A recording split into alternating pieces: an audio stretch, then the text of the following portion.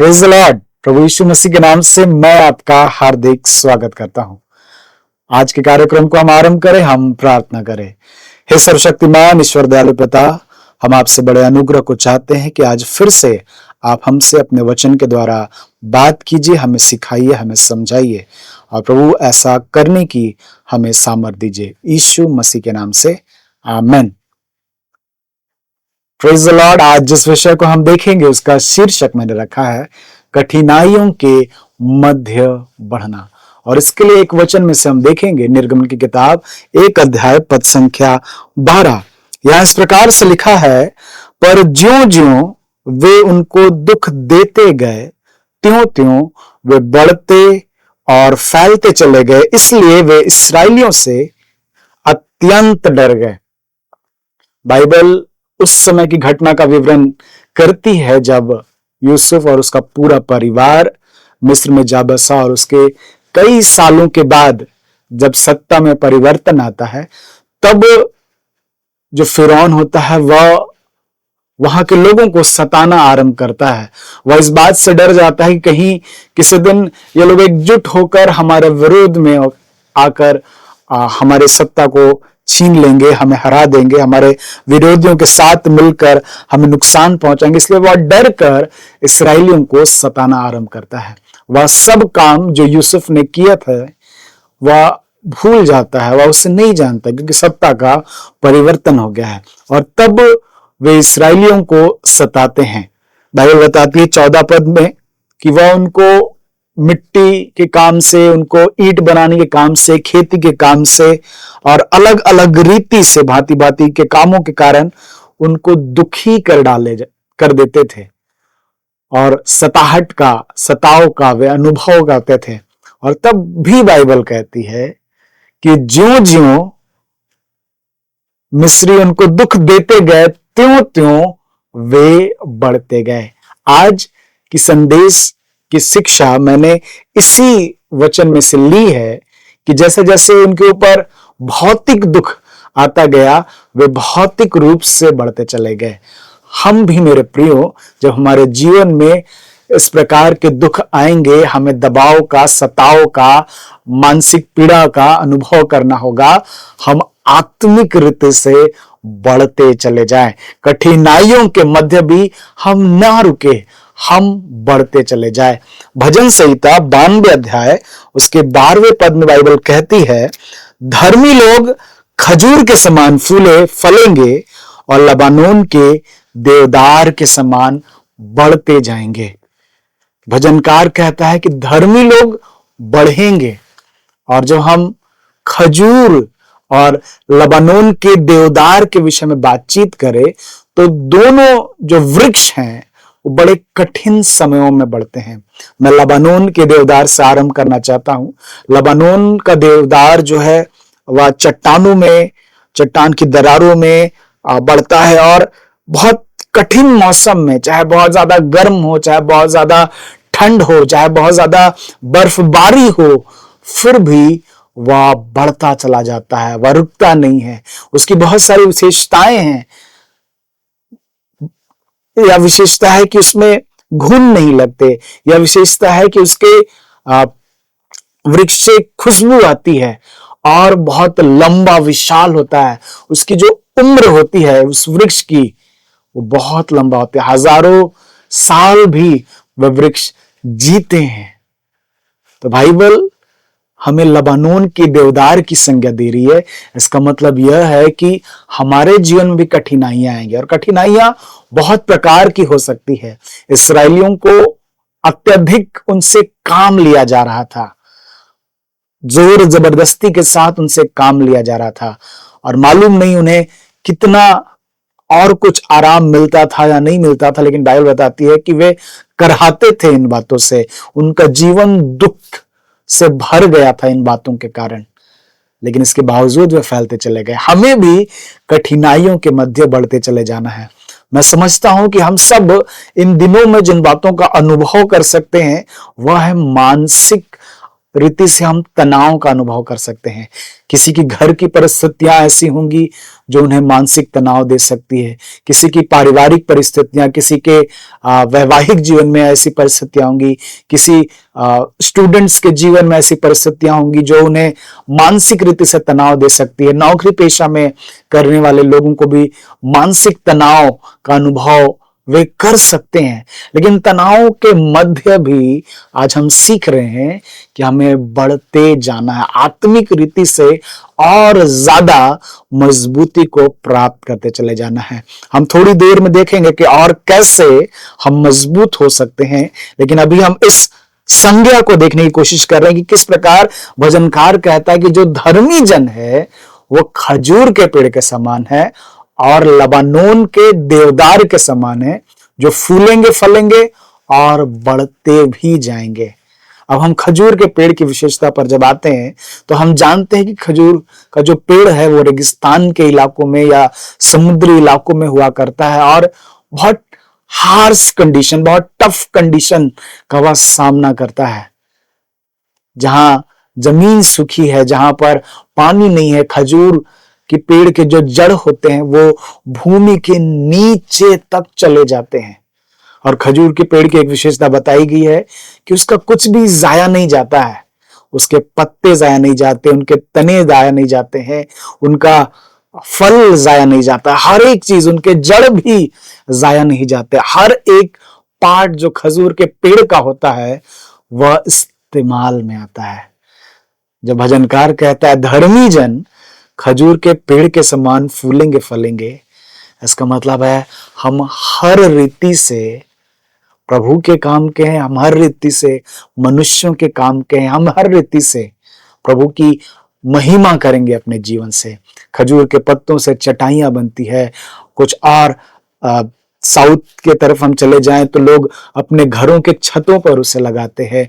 अगर उसके तने की बातचीत की जाए तो वो घर के काम में इस्तेमाल किए जाते हैं, कुछ नावें बनाने के लिए इस्तेमाल किए जाते हैं। खजूर की जड़ें रस्सियां बनाने के लिए और अन्य कामों के लिए भी इस्तेमाल किए जाते हैं।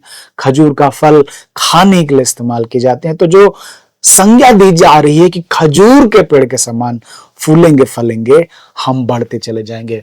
खजूर के पेड़ की विशेषता यह भी बताई जाती है जब आंधी तूफान आता है वह जरूर झुक जाता है लेकिन फिर से वह खड़ा हो जाता है। तो हम और आप जीवन के कई बार ऐसे आंधी तूफान, ऐसे झोंके आते हैं जो हमें शायद कुछ समय तक झुका दे, कुछ समय तक हमारे प्रार्थना के जीवन को, हमारे वचन के जीवन को, स्तुति के जीवन को प्रभावित कर दे, लेकिन हम फिर खड़े होंगे।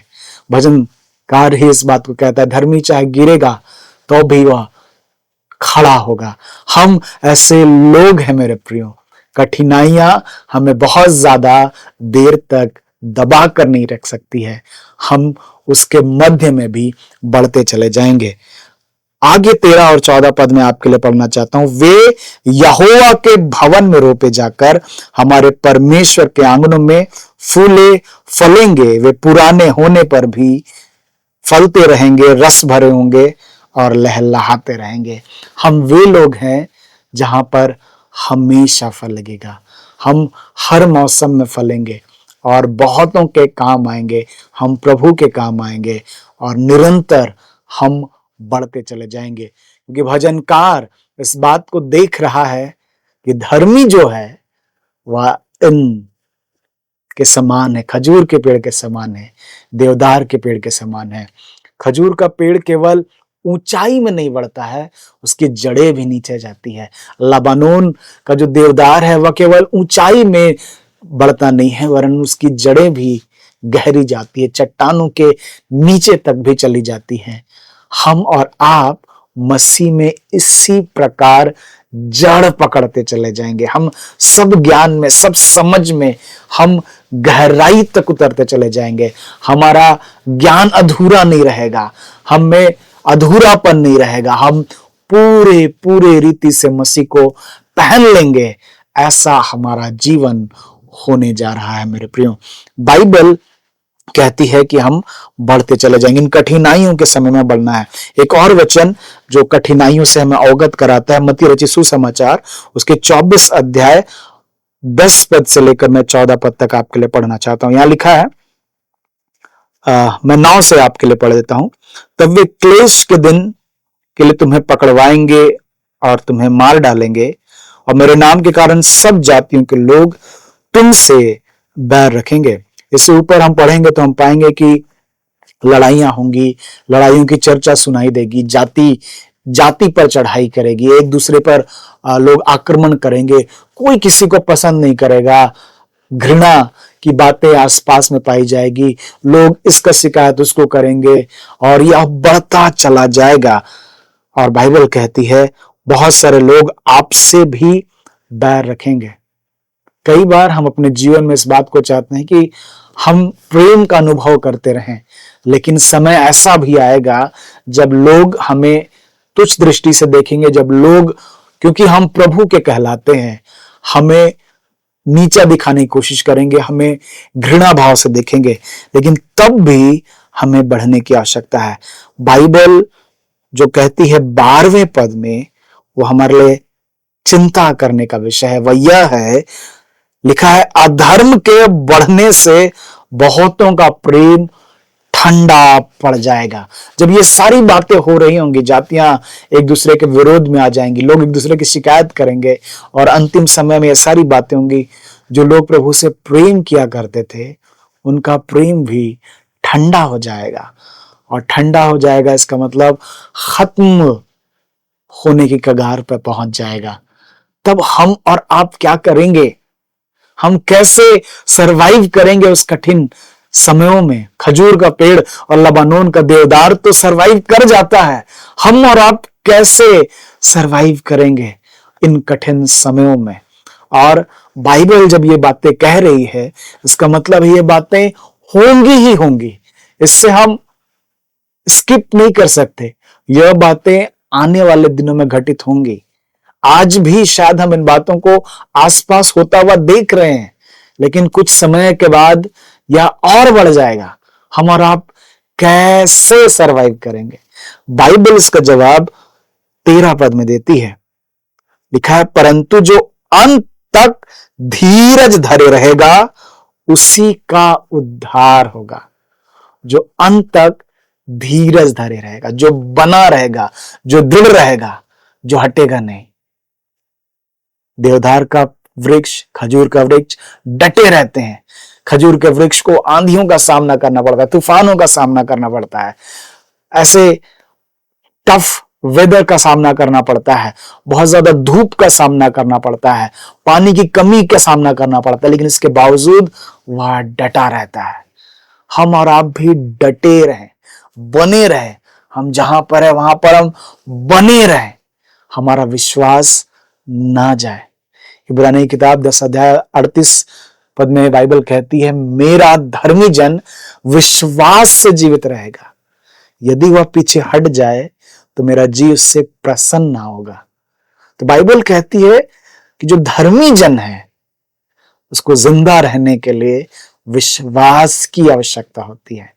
अब हम किसी भी व्यक्ति से सवाल पूछ ले कि आप विश्वास करते हो, बड़ी आसानी से कहेंगे हाँ हम विश्वास करते हैं, लेकिन हमारे विश्वास करने का स्तर कहां तक पहुंचा है, यह हमारे लिए समझने वाली बात है। बाइबल कह रही है 24:12 में कि अधर्म के बढ़ने से बहुतों का प्रेम ठंडा पड़ जाएगा, उनका प्रेम में कमी आ जाएगी, उनके अंदर विश्वास की कमी आ जाएगी, और ये सारी बातें उनके जीवन से जाती रहेगी। बाइबल कहती है विश्वास, आशा, प्रेम, ये तीनों अस्थायी, लेकिन इनमें सबसे बड़ा प्रेम है। ये सारी बातें एक दूसरे से जुड़ी है, विश्वास, आशा, प्रेम, ये सब एक दूसरे से जुड़ा हुआ है। प्रेम हटेगा, आशा हटेगी, विश्वास हटेगा, लोग इतना तक हो जाएगा कि लोग मुकर जाएंगे प्रभु से। हम और आप कैसे नहीं मुकरेंगे? बाइबल कहती है जो अंत तक धीरज धरे रहेगा, जो उसमें बना रहेगा। प्रभु यीशु मसीह ने भी दाखलता और डाली का उदाहरण देते हुए कहा था, यदि तुम मुझ में बने रहो और मेरी बातें तुम में बनी रहे। तो ऐसा विश्वास तो है जो कुछ समय के लिए लोग विश्वास करते हैं, और हो सकता है वो बातें जब पूर्ण हो जाए वो पीछे हट जाए। इसे मैं 3 कैटेगरी में बांटना चाहता हूं आज के समझने के लिए। हम उस विश्वास में भी हो सकते हैं जिसे मैं आज कहना चाहता हूं पाने वाला विश्वास। हम प्रार्थना करें और हमें कुछ मिल जाए। प्रभु यीशु मसीह ने कहा कि हम कुछ मांगते हैं तो हमें विश्वास करना चाहिए वो हमें मिल जाएगा। कुछ लोग इस विश्वास के स्तर पे होंगे कि वे प्रार्थना कर रहे हैं किसी विषय के लिए, किसी वस्तु के लिए, किसी आशीष के लिए, वे मांगते होंगे, वे विश्वास करते होंगे उन्हें मिल जाएगा, मिल जाएगा, और वो बातें मिलती रही होंगी, मिल जाती रही होंगी, और ऐसा करके उनका विश्वास बढ़ा भी होगा और वे इस विश्वास में बढ़ भी रहेंगे। दूसरा विश्वास हम कहते हैं वह बढ़ने वाला विश्वास हो सकता है। बाइबल कहती है रोमी 10 अध्याय में कि विश्वास सुनने से और सुनना मसीह के वचन से आता है। तो विश्वास बढ़ रहा है। बाइबल कहती है विश्वास एक परिमाण में डाला गया है और वो विश्वास धीरे धीरे धीरे धीरे करके वचन के कारण, संगति कारण, गवाही के कारण दिन प्रतिदिन धीरे धीरे बढ़ रहा है। इस विश्वास में भी कुछ लोग होंगे, लेकिन एक विश्वास है जब कुछ ना दिखाई दे तब भी जीवित परमेश्वर विश्वास करना। यदि ऊपर के दो विश्वास में हम हैं, पाने वाला विश्वास जहां पर हम विश्वास कर रहे हैं कि ये बातें मिलेंगी, वो मिल जाएगा। बढ़ने वाला विश्वास, हम सुन रहे हैं, हमारा विश्वास बढ़ रहा है, गवाहियां हमें सुनने को मिल रही है, हमारा विश्वास बढ़ रहा है। लेकिन तीसरा विश्वास है बना रहने वाला विश्वास, जिसे हम दृढ़ विश्वास भी कह सकते हैं। यह विश्वास मैं समझता हूं यह वस्तु पर निर्भर नहीं करता है कि कोई कुछ परमेश्वर मुझे देगा तो मैं विश्वास करूंगा। यह विश्वास हमें दूसरों की गवाहियों पर निर्भर नहीं करती कि हम कुछ सुनेंगे और हमारे अंदर मोटिवेशन आएगा, हम उत्साहित होंगे और हम बढ़ेंगे। लेकिन यह विश्वास जो दृढ़ विश्वास से मैं समझता हूं वह यह है, यह परमेश्वर को समझने का विश्वास है। यशायाह किताब में प्रभु ने कहा, तुम मेरे साक्षी और मेरे दास हो जिन्हें मैंने चुना है कि समझकर मेरी प्रतीति करो। मुझसे पहले कोई परमेश्वर ना हुआ और न मेरे बाद कोई परमेश्वर होगा। तो जब हम विश्वास कर रहे हैं, हम प्रभु को समझ रहे हैं, हम उसे समझते हुए विश्वास कर रहे हैं कि वो कौन है, वो मेरे लिए क्या कर सकता है, वो मेरा सृष्टि करता है, और यदि वो कुछ मुझे देता है तब भी ठीक है, नहीं देता है तब भी ठीक है, लेकिन इससे मेरा विश्वास ना तो घटता है ना तो बढ़ता है, मेरा विश्वास बना रहता है, क्योंकि मेरा विश्वास परमेश्वर के रूप पर निर्भर कर रहा है, वो परमेश्वर पर निर्भर कर रहा है। और इसलिए बाइबल कहती है कि हम रूप देखकर नहीं चलते, हम विश्वास से चलते हैं। ऐसे समय में जो हमें कुछ दिखाई नहीं देगा, या हम कह सकते हैं उदाहरण के लिए अय्यूब का विश्वास, हम कह सकते हैं दाऊद का विश्वास। अय्यूब से जब सब कुछ ले लिया गया तब भी विश्वास करता रहा। दाऊद जो जंगलों में भटक रहा है, मारा मारा फिर रहा है, कोई आरामदायक बातें उसके लिए नहीं है, घर से दूर है, खाने पीने के लाले पड़े, लेकिन तब भी वह कहता है मेरा मन तेरा प्यासा है, मेरा शरीर तेरा अति अभिलाषी है। तो दाऊद का विश्वास हम कह सकते हैं दृढ़ विश्वास है, कुछ नहीं होने पर भी परमेश्वर पर बने रहना, बने रहना। वह भजन संहिता 63वें अध्याय में इस बात को कहता है कि मेरा शरीर तेरा प्यासा है, मेरा मन तेरा प्यासा है। वह कहता है जैसे हिरनी नालियों के जल के लिए हाँफती, वैसे मैं तेरा प्यासा हूं। वह आगे इस बात की घोषणा करता है कि यह स्थिति हमेशा नहीं रहेगी, यह स्थिति चली जाएगी और परमेश्वर पिता सब बातों को फिर से बहाल करेगा। तब तक के लिए विश्वास को बनाए रखना। तो ये तीसरा विश्वास मैं समझता हूं आज के विषय से जुड़ा हुआ और बहुत महत्वपूर्ण है हमारे लिए, कि यह विश्वास हम कौन परमेश्वर है, वह मेरे लिए कौन है, वो मेरे लिए क्या कर सकता है। उसने कहा समझकर प्रतीति करें और जान ले कि उससे पहले कोई ना हुआ और ना उसके बाद कोई होगा। तो हम प्रभु को समझने में अपना समय लगाएं, इससे हमारा विश्वास बढ़ेगा, इससे हम और ज्यादा प्रभु में बने रह सकते हैं। हमने देखा बाइबल में मत्ती 24 उसके 13वें पद में, परंतु जो अंत तक धीरज धरे रहेगा उसी का उद्धार होगा। बाकी लोगों के साथ बहुत दुर्दशा हो सकती है। वे विश्वास से मुकर जा सकते हैं, वे समझौता कर सकते हैं, वे ऐसे जीवन की ओर बढ़ सकते हैं जिससे पिता को महिमा नहीं मिलती है। और जब हम धर्मी कहते हैं तो धर्मी का अर्थ यह होता है जो परमेश्वर को भाता है, जो परमेश्वर को अच्छा लगता है, परमेश्वर के साथ सही संबंध धार्मिकता के विषय में हमें कहती है। तो धर्मी लोग बढ़ेंगे, दुष्ट का विनाश होना तय है। जो अकारण विश्वासघाती है उनका विनाश होना तय है। जो छोटे छोटे बातों में प्रभु से मुकर जाते हैं उनका अंत होना तय है। लेकिन जो दृढ़ता के साथ प्रभु को थामे हुए हैं, हम बढ़ते चले जाएंगे। हम कठिनाइयों में खजूर की पेड़ों के समान होंगे, लबानोन के देवदार के समान होंगे, जो अपनी जड़ों को गहरा करता चला जाएगा। हमारा ज्ञान मनुष्यों के ज्ञान पर, हमारा जो विश्वास है मनुष्यों के ज्ञान पर नहीं, परमेश्वर की सामर्थ्य पर निर्भर हो। कौन परमेश्वर है मेरा, वो मेरे लिए क्या कर सकता है, इस बात पर आधार हो। हम सिद्धांतों में उलझ के ना रह जाएं। बहुत सारे डॉक्ट्रिन्स हैं, हम उस पे उलझ के ना रह जाएं। और जब प्रेरित पौलुस पत्रियों में लिखता है, वो कई बार चिताता है कि हम किस प्रकार अच्छी बातों को तुम पे बोल थे, लेकिन बड़ी सहजता से तुम उससे मुकर गए हो, तुम और ही रास्ते पर चलने लगे हो। प्रेरित पौलुस के अंदर ये बातें थी और वो बार बार बोला करता था इन बातों को, कि मसीह को छोड़कर और किसी बात का अनुसरण करने की आवश्यकता नहीं है। हम इस कठिनाई के दौर में अपनी जड़ें प्रभु यीशु मसीह में गहरी करते चले जाएं। वो हमारा चट्टान है, उससे को हम थामे रहे और निरंतर आगे बढ़ते रहें। प्रभु हम सबको बहुत आयत की आशीष दे। आइए हम प्रार्थना करें। हे सर्वशक्तिमान दयालु पिता परमेश्वर, हम आपको हृदय से धन्यवाद देते हैं।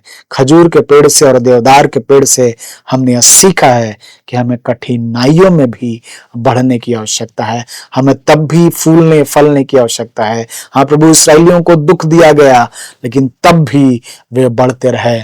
हमारे जीवन में तकलीफें आएंगी, हम मानसिक तनाव का अनुभव करेंगे, हम अलगाव का अनुभव करेंगे, लेकिन तब भी हम बढ़ते चले जाएं। हम शारीरिक रीति से समस्याओं का अनुभव करेंगे, तब भी हम बढ़ते चले जाएं। हमें ऐसी आशीष दीजिए यीशु मसीह के नाम से, आमीन।